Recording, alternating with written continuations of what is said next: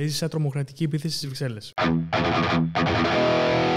Και δεν ξεχάσω ποτέ εκείνη την ημέρα. Θυμάμαι, είχα τελειώσει από ένα πολύ κακό ραντεβού. Και εκεί που κανονικά θα γυρούσαμε τα μέσα στο Skyback που ήταν το σπίτι μου, λέω τελευταίες μέρες θα περπατήσω. Να περάσω και από το κέντρο. Κάθομαι στην πλατεία, χαμός δίπλα μου, παρέες να κάθονται κάτω να συζητάνε. Εγώ είμαι μέσα στη μέση και απλά κοιτάω ψηλά. Σκέφτομαι, αναλογίζομαι. Και ξαφνικά, νεκρική σιγή είναι αυτό που ξαφνικά παγώνουν τα πάντα για ένα κλάσμα του δευτερολέπτου και μετά σπέρνεται πανικός. Ακούγεται δύο πολύ δυνατοί κρότοι. Δεν μπορούσα να προσδιορίσω ότι ήταν αυτό το πράγμα. Ακούγονται ποδοβολητά και από τις τρεις εισόδους του ενός τμήματος της πλατείας αρχίζουν να μπαίνουν μπροστά στρατιώτες, από πίσω αστυνομικοί και από πίσω πλήθος. Και να φωνάζουν: φύγετε, βγείτε έξω. Και ξεκινάνε όλη η πλατεία να σηκώνεται και να αρχίζουμε να τρέχουμε. Ένιωσα για πρώτη φορά το τι σημαίνει τρέχεις για τη ζωή σου κυριολεκτικά. Δεν ήξερα από τι έτρεχα. Άκουγα απλά κραυγές, κλάματα και πανικός παντού. Αν πέσεις, πάει σε έχουν πατήσει. Εκεί που τρέχαμε, βλέπω μια κοπέλα να χάνει την ισορροπία της και να πέφτει κάτω. Υπήρχε τόσο πολύ αδρεναλίνη μέσα μου, χωρίς να σκεφτώ, χωρίς τίποτα. Απλά έτσι πως τρέχω, την βουτάω και την πετάω στην ουσία όρθια. Και συνεχίζω να τρέχω. Μαξί τώρα να ακούγονται σιρήνες, ελικόπτερα από πάνω. Να πηγαίνουμε από τη μία μεριά να μας λένε όχι από εδώ. Να πηγαίνουμε από την άλλη μεριά όχι από εδώ. Και δεν ξέραμε πού να πάμε. Και θυμάμαι ένα σοκάκι υπόγειο και ήμουν πάρα πολύ κοντά. Πάω εκεί, μπαίνω μέσα, ανοίγω την πόρτα, κατεβαίνω κάτω, τρέχω και έτσι κάπως έφυγα από το πλήθος χωρίς να ξέρω τι συμβαίνει. Μετά δεν θυμάμαι πραγματικά πώς έφτασα σπίτι, τι έγινε. Ήμουν πολύ χαμένος και σοκαρισμένος. Όπου μόλις έφτασα σπίτι, άρχισαν να με παίρνουν γνωστοί και φίλοι τηλέφωνο. Εκεί ξέσπασα σε κλάματα και συνειδητοποίησα τι είχε συμβεί. Και η τραγική ηρωνία σκεφτήκα ότι